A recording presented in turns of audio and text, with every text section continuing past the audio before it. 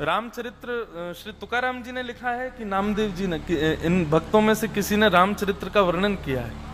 एकनाथ जी महाराज ने। हाँ, इसीलिए मुकुंद काका बैठे सामने। श्री एकनाथ जी महाराज ने राम जी का सुंदर चरित्र वर्णन किया। हाँ? भावार्थ रामायण, भावार्थ रामायण।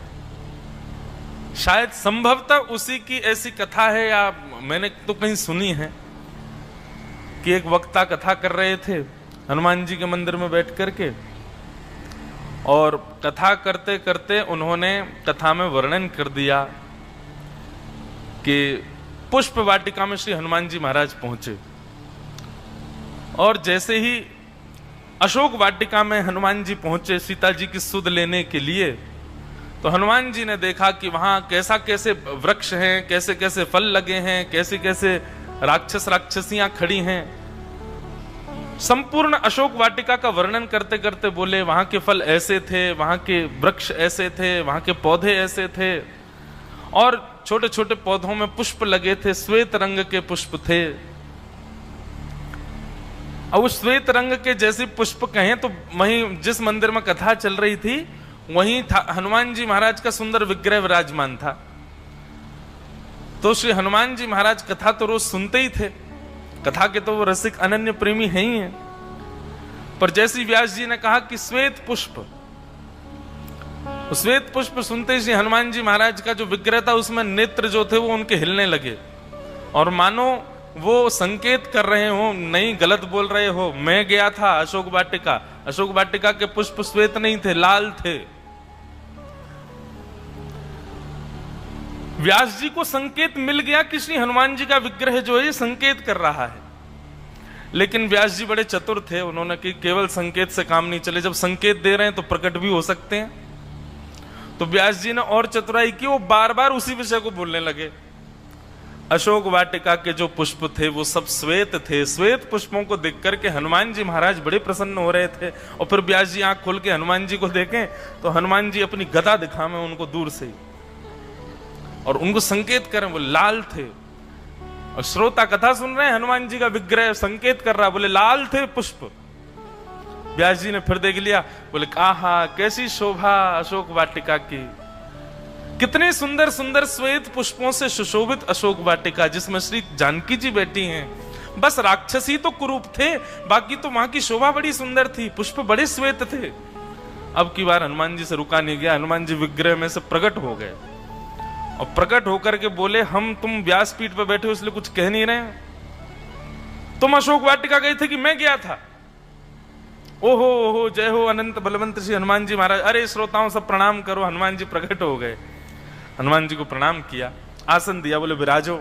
हनुमान जी तो क्रोध में भर के बैठ गए, वो बोले तुम गलत बोल रहे हो, तुम्हारी कथा बहुत बढ़िया है भैया, तुम बहुत अच्छा बोलते हो, लेकिन ये अशोक वाटिका का वर्णन, पहली बात तो तुम अशोक वाटिका का वर्णन ही क्यों कर रहे हो इतना, और ऊपर से कर भी रहे हो तो पुष्पों को श्वेत बता रहे हो जो कि लाल थे।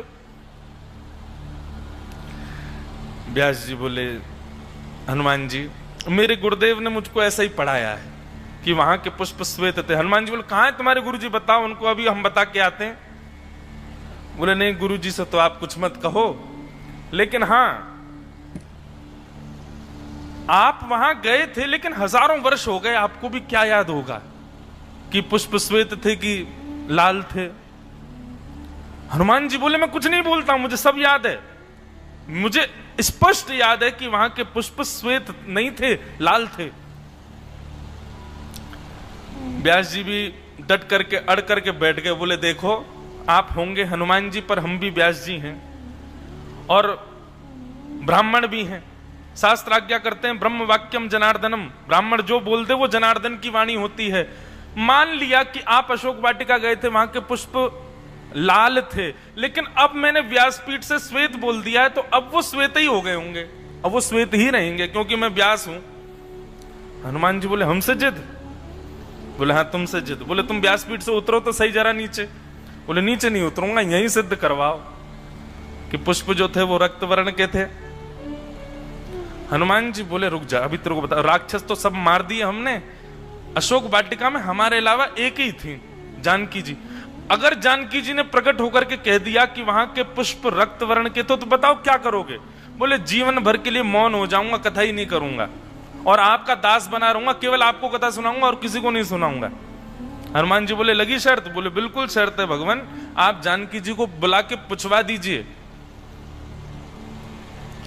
हनुमान जी बोले यार तुम भी विचित्र व्यासो हैं, इतनी बड़ी रिस्क लेना चाह रहे हो लेकिन हमारी बात नहीं मान रहे हो। और नहीं, आप जानकी जी को बुलाओ ना।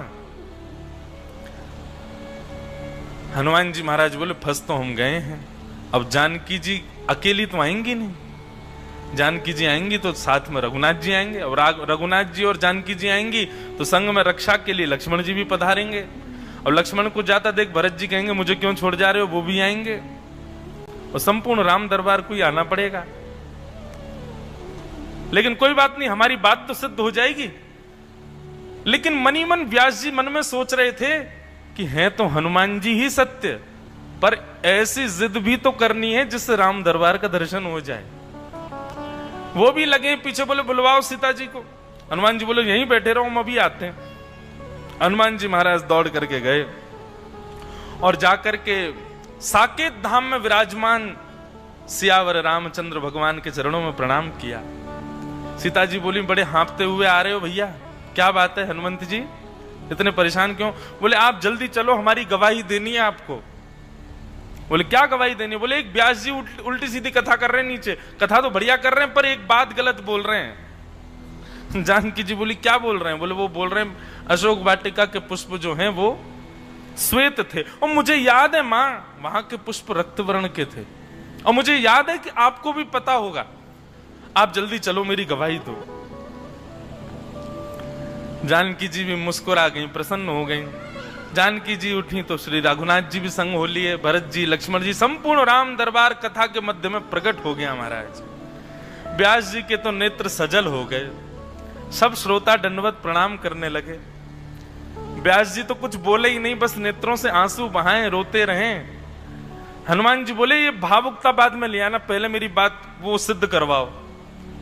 जो वहां के पुष्प थे वो रक्त वर्ण के थे, लाल थे। मातृश्री आप इनको बता दीजिए, ये 2 दिन से कथा में एक ही बात बोलते हैं कि अशोक वाटिका के पुष्प जो थे वो श्वेत थे, आप बता दो कि वो रक्त वर्ण के थे। जानकी जी अपने आसन पर बैठे बैठे बोली हनुमान जी व्यास जी गलत नहीं बोल रहे हैं, ये बिल्कुल सत्य बोल रहे हैं, अशोक वाटिका के पुष्प श्वेत ही थे, रक्त वर्ण के नहीं थे। हनुमान जी बोले मैया आप भी इनका पक्ष ले रही हो? अरे मुझे स्पष्ट याद है कि वहां के पुष्प रक्त वर्ण के थे, लाल लाल थे, मैं कैसे भूल सकता हूं? और आप कैसे इनकी हाँ में हाँ मिला रही हो? ठीक है व्यास जी हैं, अच्छी बात है, इनका पक्ष लेना चाहिए, पर अभी तो मेरी लाज बचाइए। जानकी जी उठ खड़ी हुई, हनुमान जी के सिर पर जाकर के अपना वरद हस्त रखा और कहने लगी, बोले देखो हनुमंत, वहां के पुष्प श्वेत वर्ण के ही थे, पर श्री रघुनाथ जी के कार्य के लिए आप लंका आए थे तो पहले से ही आप में थोड़ा क्रोध भर गया था, और राक्षसों के बीच में हमको बैठा देख आपका क्रोध चरम स्थिति में पहुंच गया, जिसके कारण आपके नेत्रों का वर्ण रक्त हो गया, और उसी कारण से आपको श्वेत पुष्प भी रक्त वर्ण के दिखाई दे रहे थे। पर वास्तविकता में ये व्यास जी सही कह रहे हैं, अशोक वाटिका के पुष्प जो थे वो श्वेत वर्ण के ही थे। हनुमान जी महाराज तो हार गए, व्यास जी ऊपर उछलने लगे, बोले देखो हम कह रहे थे श्वेत वर्ण के पुष्प हैं। क्या कह रहे हैं दादा? समझ सुनाई नहीं दे रहा। दादा कुछ सुनाएंगे कथा में, माइक दो। व्यास जी ही एकनाथ जी महाराज है। अच्छा, बोलो एकनाथ जी महाराज की। भावार्थ रामायण लिखते समय जी इस कथा करते समय हनुमान जी प्रकट हुए, और आपने जो किया वही इस समय का ही प्रसंग है। जय हो जय हो। आज ये भी सद वो व्यास जी एकनाथ जी ही थे। बोलो एकनाथ महाराज की। मुकुंद काका के चरणों में बारंबार प्रणाम। आज तक हम 2-3 बार ये कथा बोल चुके, लेकिन ये नहीं पता था कि श्री एकनाथ जी ही व्यास जी थे। उन्हीं की कथा में श्री हनुमान जी प्रकट हुए। तो प्रभु चरित्र सुनवे को रसिया, ठाकुर जी के चरित्र सुनवे के ऐसे रसिक हैं श्री हनुमान जी महाराज।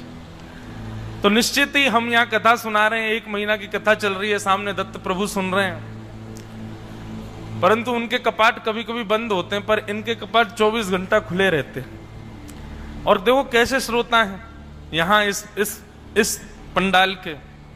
आप सब भी घर जाते हैं, अपने कार्य आदि करते, पर वो यहीं बैठे रहते हैं, जहां पर कथा हो रही है वही स्थान चुन करके बैठे हैं, और किसी को अवरोध ना हो इसलिए पीछे छुप के और बैठे हैं और पूरी कथा सुनते हैं। तो भैया आज हनुमान जन्मोत्सव है, आज तो थोड़ा व्यस्त है पूरा दिन भी, पर प्रयास कीजिए, जो भी हनुमान जी के उपासक हैं, हनुमान जी की वंदना करते हैं, हनुमान जी की सेवा करते हैं, हनुमान जी के सन्मुख जाओ, उनकी प्रिय हर वस्तु उनको प्रदान करो, परंतु एक भक्त का चरित्र या श्री राघव जी का सुंदर चरित्र लेकर के जाओ और श्री हनुमान जी को सन्मुख बैठ करके सुनाओ, उनको बहुत प्रिय है। वो परम आनंद में भर जाते हैं जब कथा श्रवण करते हैं। यत्र यत्र रघुनाथ कीर्तनम तत्र तत्र कृतमस्तकांजलिम बाष्पवारि परिपूर्ण लोचनम मारुतिम नमत राक्षसांतकम। यत्र यत्र रघुनाथ कीर्तनम, जहां जहां श्री राघव जी का सुंदर कीर्तन कथा होती है, तत्र तत्र कृतमस्तकांजलिम, वहां वहां श्री हनुमान जी निश्चित ही प्रणाम करने के लिए, श्रवण करने के लिए जाते ही हैं। किसी ने पूछा पहचान क्या है कि श्री हनुमान जी कथा में आए, तो कहते हैं वाष्पवारि परिपूर्ण लोचनम, नेत्रों में आंसू भरे होंगे जिस श्रोता के, समझ जाना उसी के चित्त में श्री हनुमान जी बैठ के ही कथा सुन रहे हैं।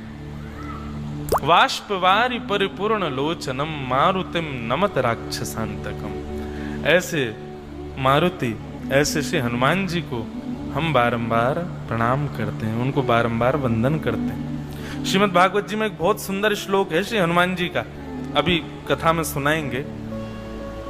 अब पहले कल के गुरुजनों पर थोड़ी चर्चा कर लें, फिर आज के गुरु बताएं, फिर हनुमान जी के उस श्लोक से ही आज कथा प्रारंभ करेंगे। कई लोगों ने उत्तर दिए हैं, पर समुद्र के विषय में अपेक्षा बहुत ज्यादा थी मुझको कि बहुत ज्यादा उत्तर मिलेंगे, पर इतने ज्यादा उत्तर नहीं मिले। पर फिर भी जो मिले हैं उनमें थोड़े थोड़े सुंदर भाव हैं, उनको हम समझ लें एक बार। इन्होंने उत्तर दिया है, समुद्र को कोई कितना भी कोशिश करे खाली कभी नहीं करने का, वो कभी खाली नहीं हो सकता, और ना ही सूरज की भीष्म धूप समुद्र को सुखा सकती है। समुद्र की इस बात से मैंने ये सीखा कि श्री जी के लिए अपने प्रेम को इतना बढ़ा लो